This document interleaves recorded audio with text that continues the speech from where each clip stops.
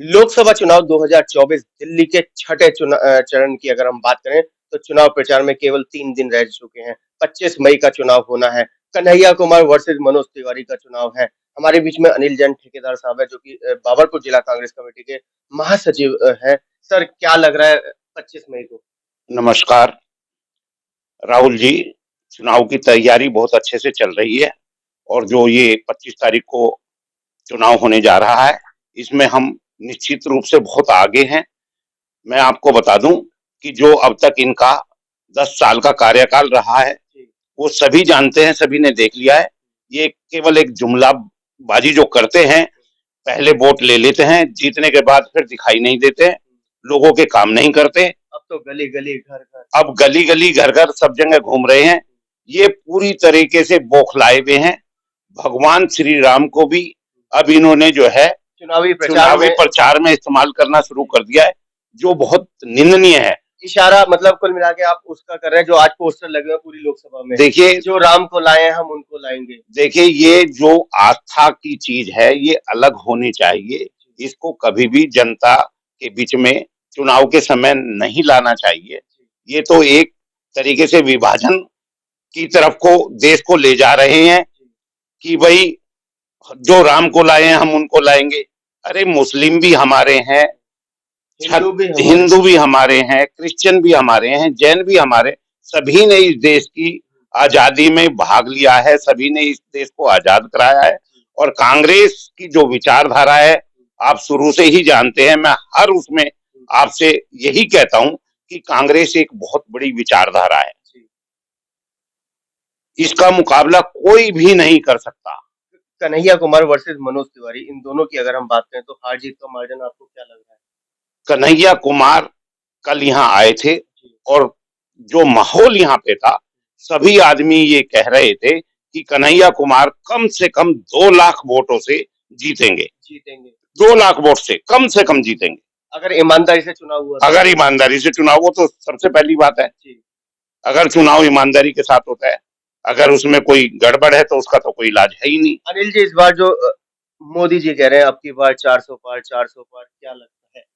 देखिए, अभी पीछे बात हुई थी, ये जहां पे भी चुनाव होता है, चाहे वो असम हो, चाहे वो बंगाल हो, सब जगह यही कहते हैं अब की बार इतने पार।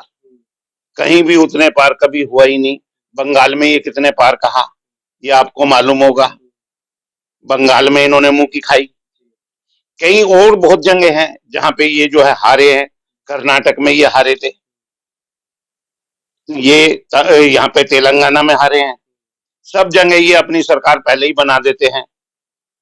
तो ये तो एक जो है चुनाव का जुमला है जो ये हर चुनाव में इस्तेमाल करते हैं। क्या दिल्ली के अंदर गठबंधन का फायदा मिल रहा है? बिल्कुल मिल रहा है, बिल्कुल 100% मिल रहा है। और इसी बेस पे मैं आपको कह रहा हूं कि अब की बार जो चुनाव में कन्हैया कुमार जीतेंगे वो 2 लाख से जीतेंगे। 7 सीट पर गठबंधन की सरकार आने जा रही है। 7 सीटें गठबंधन के उसमें। जैन साहब, अगर हम बात करें कन्हैया कुमार के लिए तो कन्हैया कुमार को हर समाज समर्थन दे रहा है, तो क्या जैन समाज ने भी अभी तक जैसे देखने में आया समर्थन? देखिए, जैन समाज का बिल्कुल एकदम समर्थन है, लेकिन मैं आपको एक बहुत गहरी बात बता रहा हूँ, जो हमारे बनिया समाज है वो खुलकर नहीं आ रहा है। कारण क्या है? कारण यही है क्योंकि ये जो भारतीय जनता पार्टी की सरकार है ये जो है हर व्यक्ति को ब्लैकमेल कर रही है।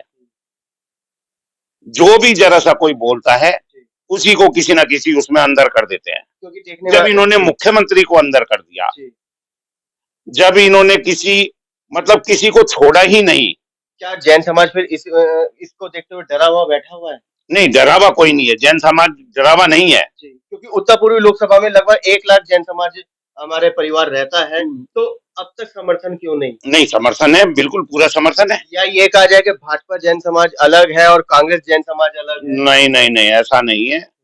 मतलब जैन समाज जो है वो बड़ा ही सभ्य समाज है, अपने दिमाग से चलता है और उन्हें पता है कि वोट किसको देना है, कौन जैनियों के साथ है।